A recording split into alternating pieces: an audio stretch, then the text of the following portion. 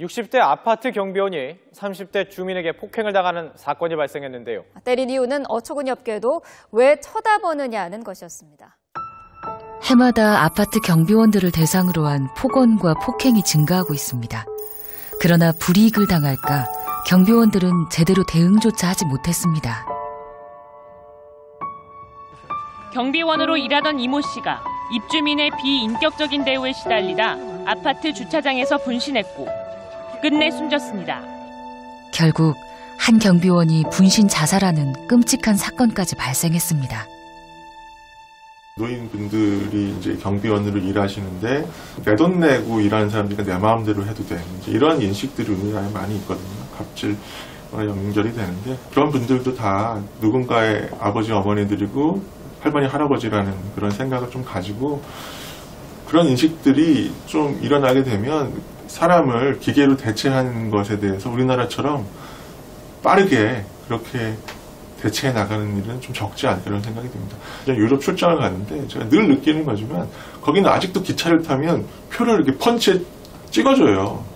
그런 것들도 기술적으로는 다 필요 없는 일일 수 있거든요. 그렇지만 그런 사람들의 고용을 유지를 해주고 그게 이제 국가라는 어떤 공동체를 유지하는 방법인데 우리나라에서는 너무 이런 것들을 쉽게 그냥 해고하면 그만이야. 이런 인식들은 좀 바꿔나가는 것이 아닌가 생각합니다. 성만욱 씨가 급히 면접을 보기 위해 이동을 합니다. 자리를 구하는 곳이라면 먼 거리도 마다하지 않습니다. 7번째요. 전에 같으면 두세 번쯤은 됐는데 확률 쪽으로 떨어지네. 혹시나 과거의 화려한 이력들의 발목이 잡힐까 이력서엔 대기업 경력도 뺐습니다. 보관하고 그러는데 뭐 그런 거 넣어봐야 이 사람이 괜히 또 과거 생활 잡혀갖고 또 일 잘못하는 거 아니냐. 되게 선입견 있어갖고. 과연 오늘은 합격할 수 있을지 떨리는 마음으로 면접 장소로 향합니다. 그렇게 몇 분의 시간이 지났습니다. 잘 보셨어요? 봤어요. 그래서 한 명 봤는데 10몇 명 왔다 갔대. 느낌이 한 반반. 근데 이거는 뭐 과거 경력이 중요한 게 아니기 때문에 어떻게 뽑힐지 몰라요. 대충 못들어요 보니까. 근데 무조건 저 양선한 사람, 양같이 착한 사람을 좋고 고분고분하고.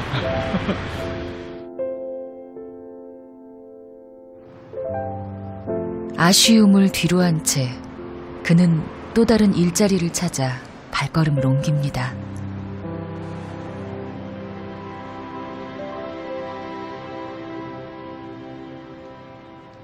강남의 한 아파트 단지 입주자 대표회의가 경비원 전원에게 해고를 통보했습니다. 최저임금 인상에 따른 관리비 부담 증가가 그 이유였는데 최근 94명의 경비원 전원 해고를 예고한 강남의 한 아파트입니다. 어떤 상황인지 알아보기 위해 찾아가 봤습니다. 이 사람들이 사측에서 10월 26일 날 입주자 대표회에서 용역을 결정했다고 그랬는데 그 뒤로부터도 12월 중순, 12월 초순 이거 될 때까지 노사 간의 협의라는 게 한 번도 없었어요. 경영상의 이유라면 해고 회피 노력을 해야 되는데 해고 회피 노력이라는 것이 전혀 없었다는 것이고 우리가 1년 전에 제기한 그 휴게 시간 진정권 그거에 대한 보복 조치 일종의 그런 연장선상에서 이루어졌다 이렇게 보는 거죠. 이곳 경비원들은 법에서 정한 휴게 시간 보장을 요구하며 두 차례에 걸쳐 고용노동부에 진정서를 냈습니다.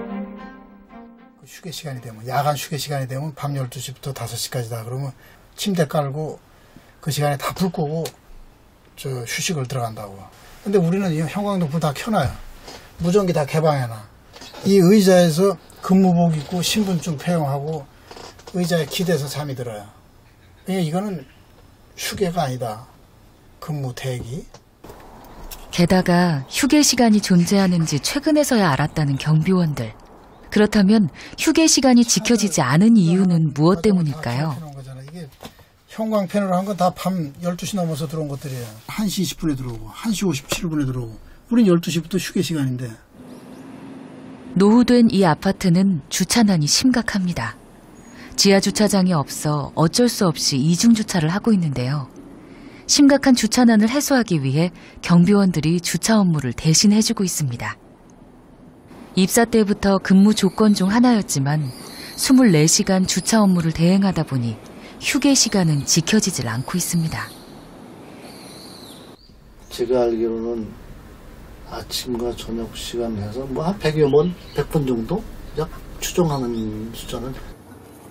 주민들이 키를 맡기고 경비원들은 하루에도 수십 차례 차량을 넣었다 뺐다를 반복하며 이동시키는 업무를 수행합니다.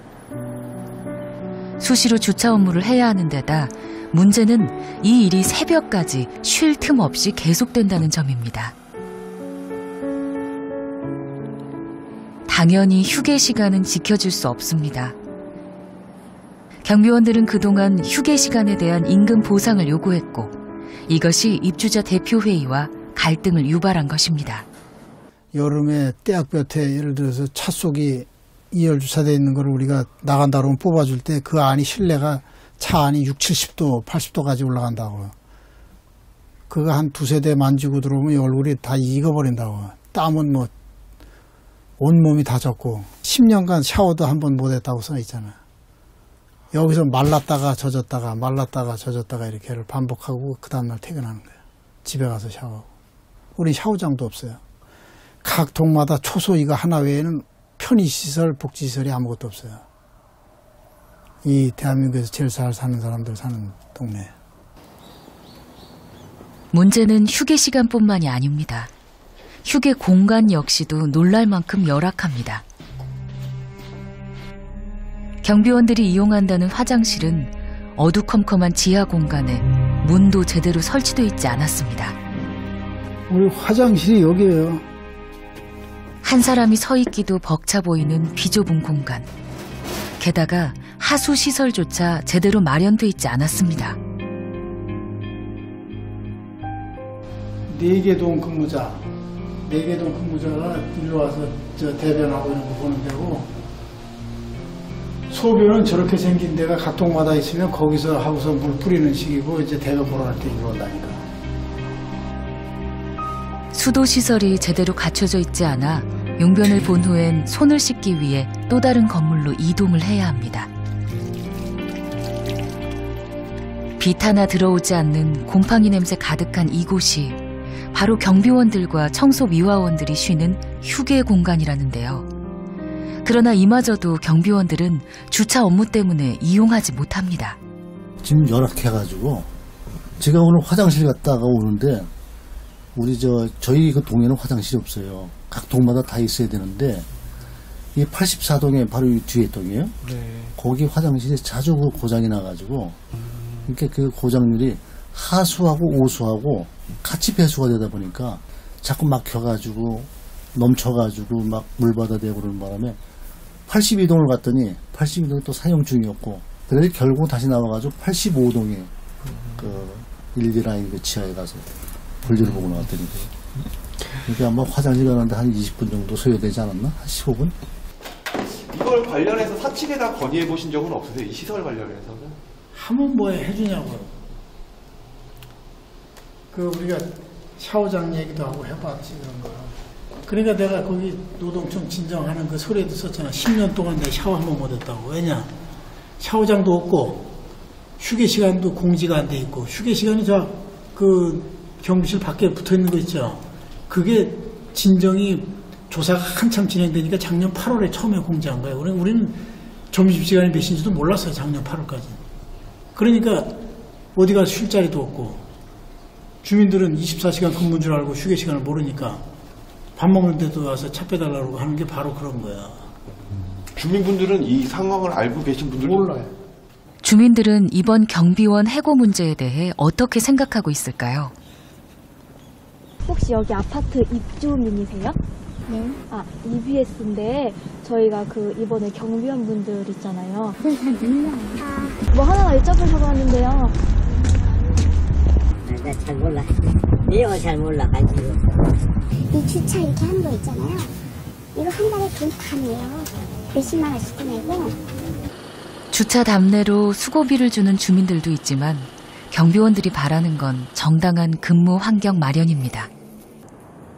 관리사무소의 입장을 듣고 싶었지만 인터뷰를 거절했습니다. 오늘도 사고에 대한 위험 부담을 안고 경비원들은 주차 업무를 수행합니다. 사고 나면 우리가 물어주잖아. 여기 내가 근무자들 물어주는 거 여기 300만 원, 400만 원 막 물어주는 것들 있잖아. 현금 480만 원인가요? 400만 원 이상 물어줬다는 거. 급발진으로 적혀 있네요, 여기는. 그렇지. 그래도 뭐 주민이 그거 해가지고 여기 근무를 좀 더 하려다 보니까 이 양반이 돈을 물어줬다고. 근로자가 누려야 할 최소한의 권리를 보장해달라는 외침이 해고라는 결과로 돌아온 것입니다. 그리고 그 사이가 참 좋았는데 사측에서 일방적인 공고문을 통해서 근무자들을 이제 매도하는 그런 식으로 해가지고 지금은 이미지가 주민들하고 예전 같지는 않아요. 바라다 보는 시선도 그렇고 이제 휴게 시간에 쉬어야 한다라는 최소한의 권리고 일을 했으니 임금을 달라라는 것 또한 최소한의 권리고 그 임금이 뭐 우리가 생각하는 연봉 몇 천만 원짜리도 아니고 뭐 제대로 못 쉬었던 부분에 대한 임금을 지급해달라. 지급하는 것이 타당했을 텐데 이런 부분이 이제 이를테면은 괘씸하다라고 생각이 되면서 그러면서 대응 방안이 간접 고용으로 돌리겠다. 용역회사를 중간에 끼겠다. 되게 고민스러운 부분인데 용역회사를 낀다고 해서 휴게 시간에 업무 지시를 할 수 있는 건 아니거든요. 그러나 입주자 대표회의는 용역회사 전환을 결정했습니다. 이것은 언제든 경비원이 해고당할 수 있는 위치에 놓인다는 의미이기도 합니다. 간접 고용이 일반적인 문제인데 구조적인 문제인데 고용 불안이 계속적으로 존재할 수밖에 없다는 점입니다. 용역회사와 원청 간의 용역계약 기간이 종료되는 그 순간에 경비원들의 근로관계는 이 용역회사와 닿아 있기 때문에 한꺼번에 다 손쉽게 해고가 될 수 있는 것이고 새로운 용역회사 들어올 때 선별적으로 일부 경비원들만 고용을 승계하고 나머지는 내보낼 수 있는 그런 근거가 되기 때문에 이런 부분들에 대해서 경비원들이 굉장히 민감할 수밖에 없는 거고. 그렇다면 아파트 주민과 경비원 모두가 행복해지는 방법은 없는 것일까요? 오늘도 김서영 경비원은 분리수거를 하느라 바쁜 하루를 보내고 있습니다. 이때 주민이 그에게 무언가를 조용히 건넵니다. 특별히 간식거리를 챙겨온 것입니다. 그 해바라기 씨 이만큼 몇 봉지가 있길래 하나 드시라고. 이따 심심하니까. 가끔 그렇게 주민분들이 뭐 이렇게 간식 같은 거 주시고 하시나 봐요. 그렇죠. 음료수 많이 얻어먹어요. 많이 줘요.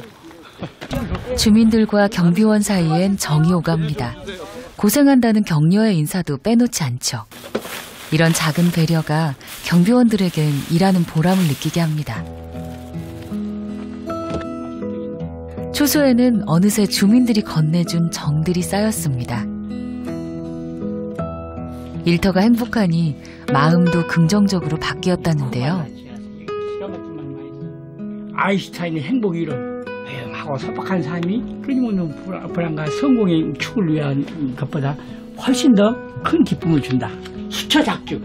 언제 어디서니 주인이 되라면 수처작주.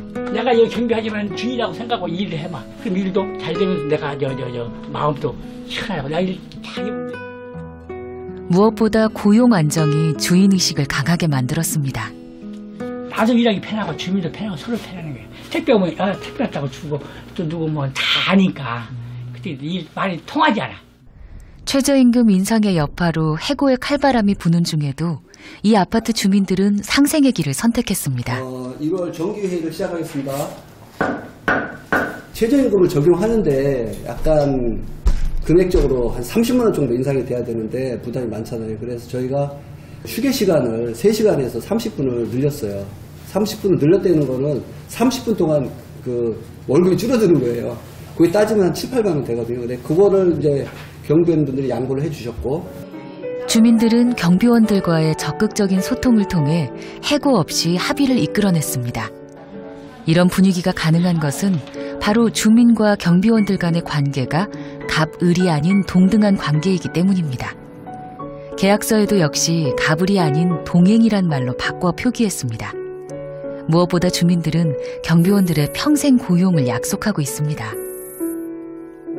최저임금이 올라가서 그 부담이 되는 거는 맞지만 나누면 5,000원, 6,000원 사이거든요. 근데 그게 커피 한 잔 값인데 한 근데 그게 무슨, 난 모르겠어요. 사회적인 큰 이슈가 되는 거는 다른 문제가 있지 않나. 이제 용역으로 저희가 작년에 전화를 했거든요. 했는데 조건이 고용승계 그대로 할 것, 그 다음에 임금 그대로 현재 체계로 할 것, 최저임금 적용할 것, 마지막에 넣은 것이 그 경비원분들을 해고하거나 바꿀 때는 우리 입대의 의견을 받도록 했거든요. 경비하실 수 없으면 아파트 주민이 나가서 자다 말고 나가서 뭘 지키겠습니까? 그리고 또 택배 같은 게 수시로 오고 밤에도 오고 뭐 아무 때나 찾으러 12시라고 문 두드리고 찾으러 와도 아무 쉬는 내색 없이 그걸 내줄 때 그분들은 쉬는 시간인데 얼마나 고단하시겠어요. 경비 아저씨들한테 잘해드려야 돼요. 정말로. 이 아파트는 CCTV를 100여 대나 더 늘려 경비원들의 야간 순찰 횟수를 줄였습니다. 또 모든 경비실내 에어컨을 설치했는데요. 이런 따뜻한 배려의 혜택은 결국 주민에게 돌아옵니다.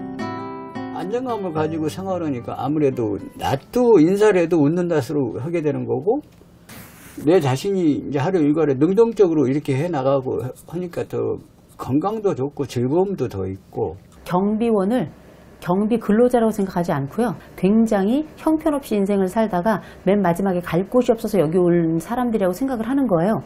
그분들 1대1로 인터뷰를 해보잖아요. 그런 분 하나도 없어요. 이분은 살아가는 내내 정말 최선을 다하셨다. 이분은 둘도 없는 애처가구나. 이 사람들의 삶 속에 그 족적들이 깜짝 놀랄 만큼 가려진 채 있는 경우가 굉장히 많거든요. 그렇게 스토리를 가지고 있는 사람 중에는 귀하지 않은 사람이 없습니다. 제가 볼 때는 그분들이 이야기가 모이면 우리 아버지들의 이야기가 되지 않을까 싶습니다. 최저임금의 논란 속에 우린 경비원들을 경제적인 돈의 논리로만 바라봤습니다. 그러나 그들은 누군가의 아버지이고 또 누군가의 가족입니다. 우리와 더불어 살아가는 소중한 사람들.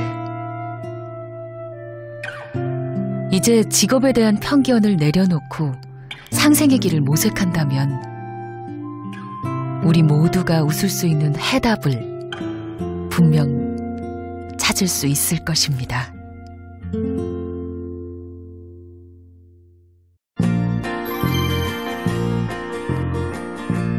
좀 삽시다. 일어나주세요. 젊은 청년이 하나 기왕해가지고 여기 주변 환경을 완전히 바꿔놓은 거잖아요.